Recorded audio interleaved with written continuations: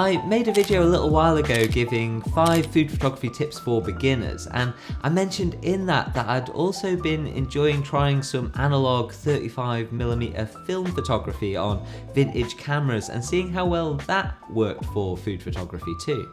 So in this video I'm going to share some of my results and experiences, some of the pros and cons of shooting food on 35mm film, and whether it's something you might want to try yourself. So the first reason you might want to give this a try is because film photography has relatively low equipment and setup costs compared to modern digital cameras. You can find some really high quality film cameras and vintage lenses for an absolute bargain if you do a little bit of research and have a look on eBay and secondhand camera stores.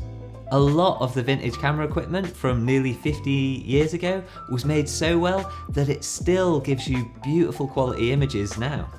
Some of these vintage lenses can be adapted to work with modern mirrorless cameras too, so it can be quite a good investment actually in that sense, and quite a good way of getting fast prime lenses that might be a lot more expensive for a modern autofocus version. I used a vintage 50mm lens to film the video that I did on how to make this lovely simple lemon verbena infused gin, and I think the results it gives you are really beautiful, so I'll definitely be using these lenses more for filming in the future. Next, there's the look of film photography, and whether this is something that you enjoy is going to be quite subjective, but film photography definitely has its own look, and I think it's one that's more and more in demand these days.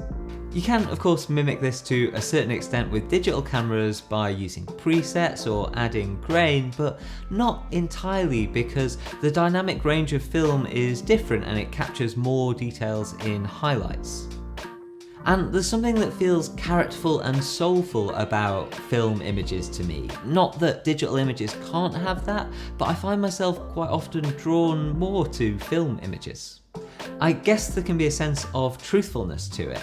I try not to over-edit my digital images anyway, but I shoot in RAW, and so you have to do a certain amount of post-processing just to get that flat image back to something that's more true to life. And I think people are maybe used to seeing digital images so often and have this awareness that those can be manipulated, so when you see film images and it's clear that they're film, there's a certain sort of honesty about them, or something that feels quite direct and truthful.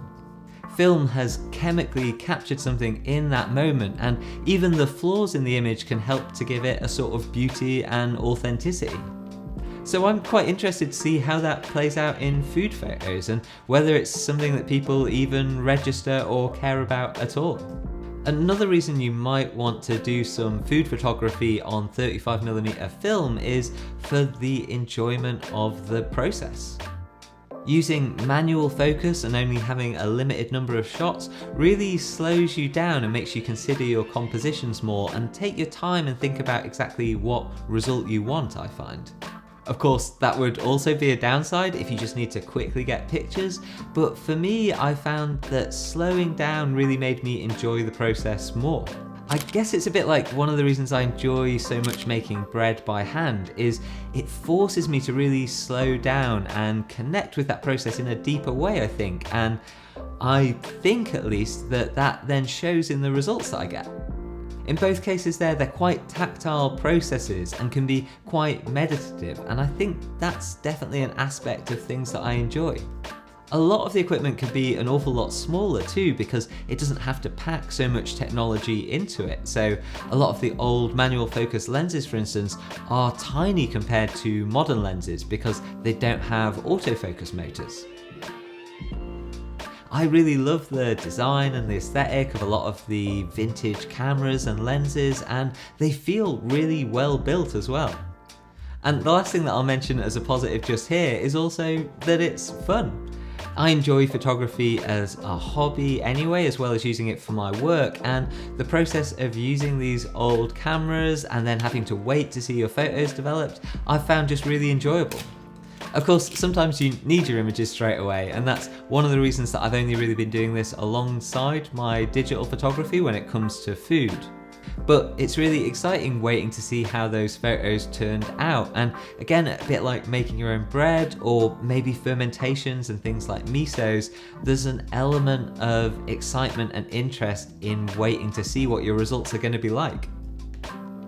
Of course, when it comes to taking food photographs on film, there are some cons and there are some risks too, and that's one of the reasons that digital is still an important part of my workflow. For example, the extra time that it takes in being forced to slow down can be a real luxury when you have that time, but obviously as a chef I don't always have that free time. Sometimes I'm just trying to get a really quick photo of a dish, and that's just that little free moment that I have.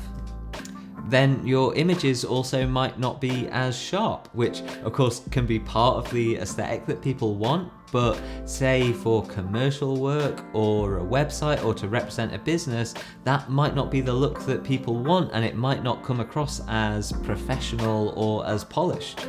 And the other thing that I would flag is that with the vintage cameras especially, it can be harder to shoot when your conditions aren't ideal. If the light isn't as good as you would like, or if you have moving subjects, or perhaps someone's pouring something and you need to be able to track that, that can be harder with the vintage cameras than it would with a modern camera that can track a subject and shoot at high frame rates and adapt very quickly to changing light and the environment. So with that said, let's have a look at a few examples, and then you can see for yourself whether this is something you might want to try. So these pictures were all taken on a vintage Canon A1 with 35mm film. I really like these images. I'm not sure there's anything I couldn't have done digitally, but as I say, I really enjoy the process, and more than anything, I think it's the feel of the pictures that I like. These dandelion petal fruit pastels are one of my favourite dishes off my tasting menu and one of my favourite food images that I'd taken. I think it really sums up my approach to food in that it's this mix of using beautiful natural ingredients, in this case dandelion petals and then lemon verbena from my raised beds, but then using some modern technique and presented with quite a modern aesthetic. And the image that I've got of these as a digital image is one of my favourite food photos, so I wanted to try doing that with the film camera as well. So let me know what you think. Do you prefer one of these images over the other? Does one of them grab you more? Do you like more sharpness and detail? Or do you prefer the aesthetic and the feeling of film? You can see with this tofu dish too that it's a little bit different between the digital and the film versions. The colours are captured a little bit differently, the film isn't going to be as pin sharp. But again, hopefully both have particular things that you might like within them. And then with these pictures of my chef's knives that I've made myself, I think the sharpness is actually pretty good on the film images. I'm not sure that you would know straight away that this was taken on film, and you should obviously also probably go and watch my video on how I made these knives too if this is something of interest to you. And will I be switching over to taking all my images on film now? Well, no, because there's lots of advantages of digital cameras that I still really want and rely on, from the really accurate autofocus, the number of images that I can take, the reliability and the immediacy of being able to see my results, and lots of that is really important for my professional work. But what I have found more and more is that I'm using film images to augment my digital ones, or even in some circumstances prioritising my film images and then taking some digitals as kind of backups really. And as I mentioned before, I'm also using the old vintage lenses more and more when I'm filming too, because I actually really like how they look. So overall, I'd say if you're looking for something that could add to your experience of food photography, maybe re-inspire you and give you some different results, then this is something that could sit really nicely alongside the rest of your process. It's something that can straddle between hobby and professional work for me, and it's something that overall I think is making me better at taking photos. So let me know what you think. You can follow me over on Instagram where I post a lot of my food pictures, and also just tell me whether you would like to see more of these kind of videos or you'd really rather I stuck to recipes and techniques. Thank you very much for watching, and I'll see you soon.